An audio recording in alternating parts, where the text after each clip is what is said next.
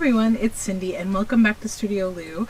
I'm here today with day number 8 of Junk Journal July. For more details on Junk Journal July, just check the description box below the video. Today is day 8 and we are working with brown paper. So brown paper, there's all sorts of brown paper, right? There's packaging paper, paper bags, craft paper, all sorts of good brown paper. And also brown paper you can make. But I have decided for today to use up this little piece of, half of a brown bag, like a gift bag, sort of. So what I want to make is like paper fabric, kind of. So what we're going to need today is going to be a few supplies. So 3 colors of paint, preferably metallic. Metallics are very cool in this, and obviously the paper, some ink, like not distress ink, like not one of those, like a archival ink, and some gilding wax, and some embossing powder and embossing ink. I think that's everything. Anyways, let's get started. So you just take your paper and you're going to crinkle it up and then uncrinkle it again and then crinkle it one more time and kind of like twist it up if you can, because you're trying to get all the edges and everything all crinkled. Give it a good squeeze. And this is just it's changing the dynamic of the paper fiber a bit. So then bring it out, and there we go. Now you might want to wear gloves to do this. I'm not going to because I don't feel the need to, and my hands are finally almost clean from eco printing the other day, so we might as well mess them up again. Alright, so now you should have this crinkly piece of paper that's got all sorts of dimension to it. So now what you'll do is you're going to take your paints. Now, what I recommend is if you have, hold on, we got to shake. If you have a slightly higher quality paint, this is kind of one of the times to use it, because I find the cheaper acrylic paints can chip off when you're using a crinkly surface, but also not a big deal. That can sometimes add to the effect too, so not a problem. So we're going to just put a few little blobs of all 3 colors.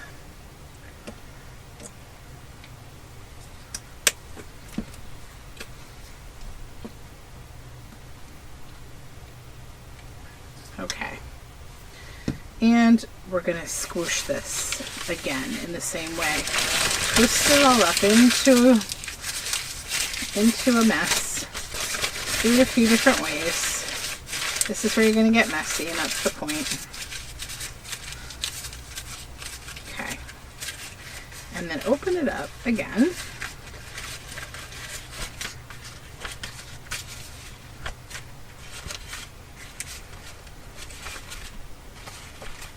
And this is kind of where you might see why the acrylic paint is super cool.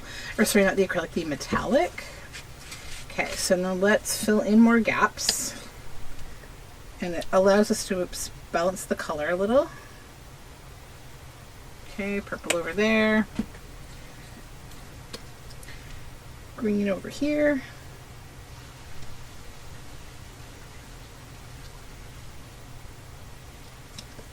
Maybe another bit of yellow in the gap here, and then over here. Any other gap? Maybe right there. Okay, so then let's fold it over, and we'll squish this one up like in a bit of a swirl. Okay, so that might help us to get the paint in a different way. I just have a folder under me here to help to prevent me from getting messy, and then I'm just gonna roll it in my hands.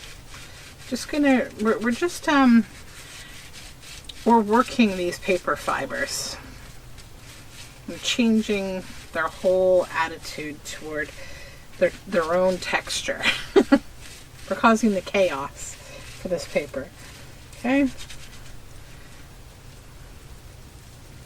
and then just be a little gentle when it's wet, because You don't want to tear. Okay. Oh yes, this is what we're looking for. This is very beautiful now. Okay, so I'm just going to maybe smoosh a little in the middle here in this one spot that seems like it was protected. Then just kind of squish around any other little spots that look like they didn't get any coverage. All covered. All covered. Okay. Now this needs to just naturally dry. It needs some dry time, so we'll let it do its thing and dry. And in the meantime, I'm going to get a few other supplies ready. So archival ink, embossing powder, and then I will come back once this is dry. Okay, so the paint's all dry on this now, and like, look how pretty that is. So what we want to do is, again, we're going to crumple it up, because we're just trying to like work these fibers in the paper and make it more and more, you know, scrumply kind of. And this is where, once the paint is dry and you do this again, this is what I was saying about, you know, using a little bit of a higher quality acrylic paint, because this is where you could get that kind of peeling, you know, crackling off.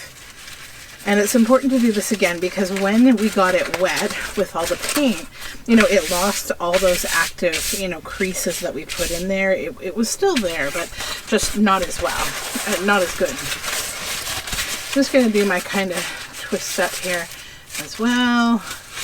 Just does something a little bit different with the creases and folds. Okay. I think I'll just do one more. So again, it's just, I'm just basing this off of how the paper feels. We're making like a fabric, right? So paper fabric. Okay, so now we have this creased paper. Okay, so now I have this all scrumpled again. I'm going to take my archival ink. So you don't want to use a distress ink for this, because you want it to not move. So the idea here is to just gently go over the creases. Don't push too hard, because we're not looking to get like an ink blot. We're looking to get kind of like a little bit of ink on the hills and valleys. You know, it's just adding another fun kind of layer here.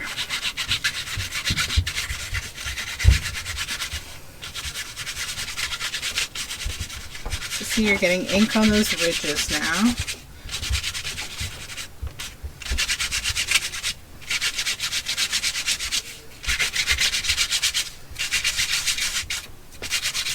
And it takes a bit of time, because again, you don't want to like push too hard. But you want like a bit of a full coverage.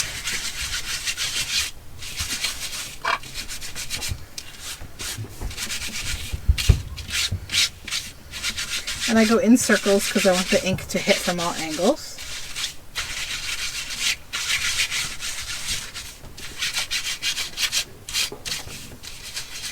Okay.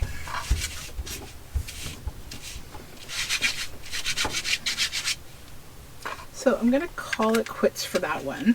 And then you just kind of like let this dry, just let it dry. And then we're going to wait a couple of minutes. I'll let this dry completely, and then I'm going to come back and do one more thing. All right, so the last step of this now is to add some kind of wax. So I think if I had been using dark colors, I would definitely go with gilding wax.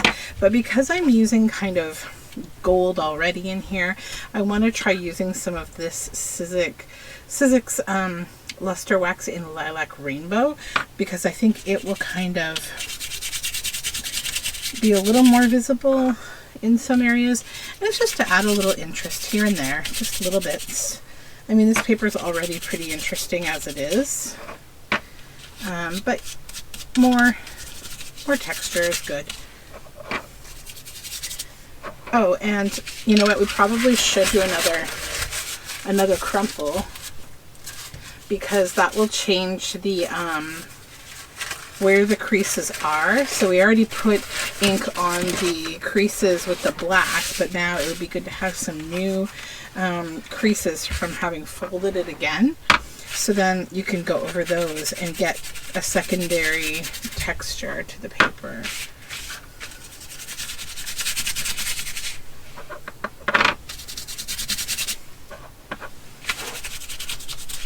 Just a little bit more here and there. And you can go a little heavier with the wax. It's not as, you know, solid as the ink that is the archival ink, so it's not going to like cause any issues. Okay, so I think I'm done, and I think if we compare that this was once just this and it's now become this, and I mean, I feel like that is just a really cool piece of paper fabric, and I look at this and feel like if this were something that I saw for sale, you know, in a specialty paper goods shop, I would be like, whoa, and I would want to bring that home with me. You know, I think it's just really cool. So yeah, that is my little technique today. I hope you'll give it a try, because I'm sure we all have lots of brown paper hanging around. You could probably also use like a gift wrap or something if you didn't have any brown paper. Definitely paper bag. So thanks for joining me, and I will talk to you tomorrow with more Junk Journal July. Bye for now.